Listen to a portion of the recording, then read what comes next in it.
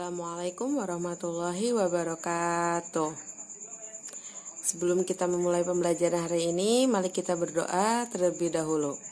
A'udzubillahi minasyaitonirrajim. Bismillahirrahmanirrahim. Alhamdulillahirabbil alamin.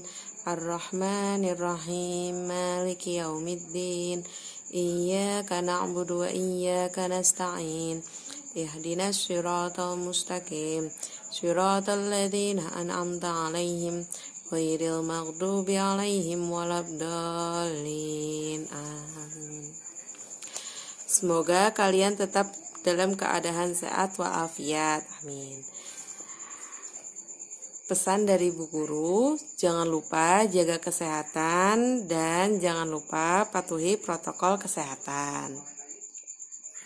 Kemarin kita sudah membahas tentang sejarah berdirinya dinasti Umayyah, dan untuk hari ini kita akan membahas tentang kondisi keamanan dan perkembangan organisasi di dinasti Umayyah. Baik, kita langsung saja. Kondisi keamanan pada masa dinasti Umayyah. Bisa dikatakan bahwa puncak kejayaan Islam berada pada masa dinasti Umayyah. Setidaknya ditunjukkan dengan luas wilayah dan perkembangan kebudayaan. Pemerintahan pada masa dinasti Umayyah menggunakan cara militer dan diplomasi untuk meredam pergolakan yang dilakukan oleh musuh politik. Prestasi yang membanggakan adalah ketika kekuasaan di bawah kendali Khalifah Umar bin Abdul Aziz karena mampu menerapkan diplomasi politik dengan baik.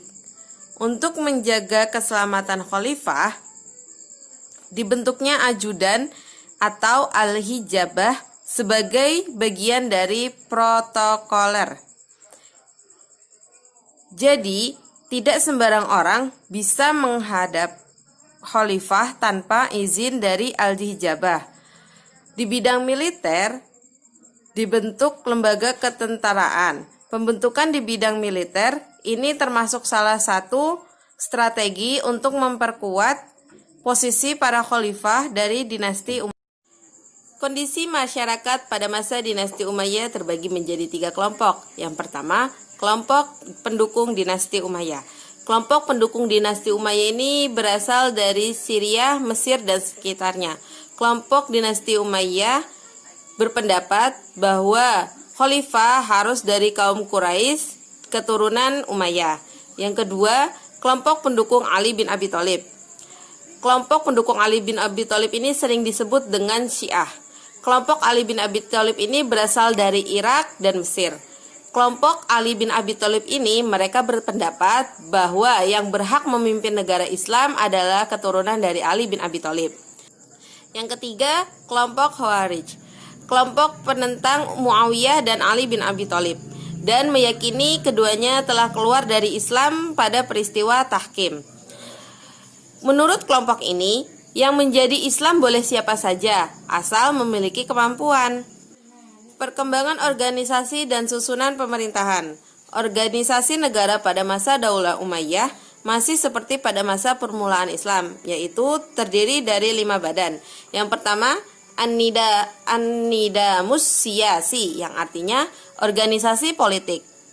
Dalam bidang organisasi politik, ini telah mengalami perubahan dibandingkan dengan masa permulaan Islam. Perubahan kekuasaan oleh Muawiyah bin Abi Sufyan telah terjadi perubahan dalam peraturan yang menjadi dasar pemilikan Khulafaur Rasyidin.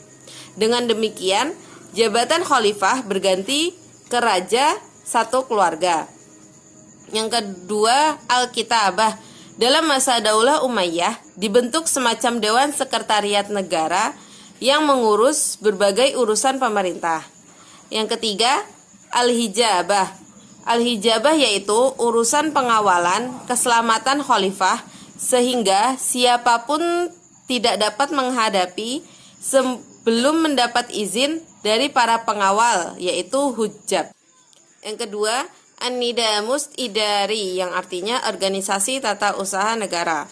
Pada masa dinasti Umayyah, organisasi tata usaha negara sangat sederhana. Tidak diadakannya pembinaan usaha yang khusus.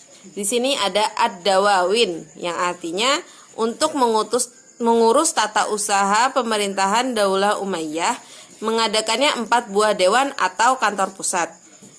Yang pertama ada Diwanul Harraj. Yang kedua ada Diwanur Rasail. Yang ketiga ada Diwanul Mustaghilat Al-Mutanawiyah. Yang keempat ada Diwanul Hatim. Yang kedua ada Al-Imarah Alal Badad, yang artinya Daulah Umayyah membagi daerah Mamlakah Islamiyah kepada 5 wilayah besar. Dalam rangka pelaksanaan kesatuan politik dari negeri-negeri Arab, maka Khalifah Umar mengangkat para gubernur jenderal yang berasal dari orang-orang Arab. Politik ini dijalankan terus oleh khalifah-khalifah sesudahnya, termasuk pada khalifah dinasti Umayyah. Yang ketiga ada Barik, yaitu organisasi pos. Diadakannya dalam tata usaha negara Islam semenjak Muawiyah bin Abi Sofyan memegang jabatan khalifah. Yang terakhir di sini ada Syurtah. Syurtah yaitu organisasi kepolisian. Dilanjutkan terus dalam masa Daulah Umayyah, bahkan disempurnakan.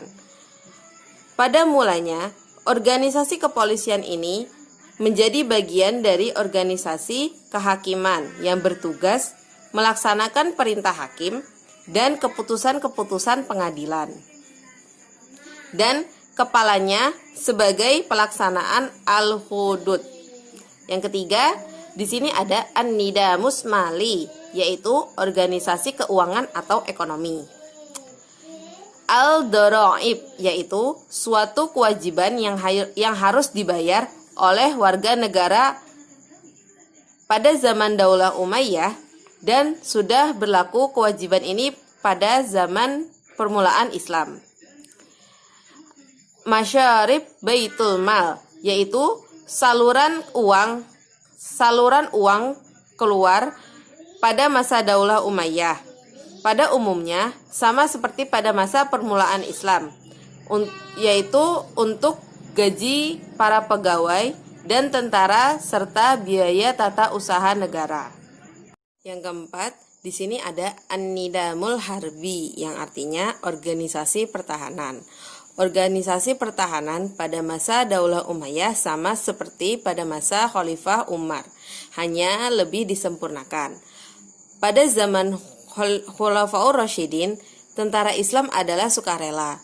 Maka pada zaman Daulah Umayyah, orang masuk tentara kebanyakan dengan paksaan atau setengah paksaan, yang dinamakan Nidamul Tajidil Ijbari, yaitu semacam undang-undang wajib militer. Politik ketentaraan pada masa Bani Umayyah yaitu politik Arab oriented, di mana anggota tentara haruslah terdiri dari orang Arab atau iman Arab.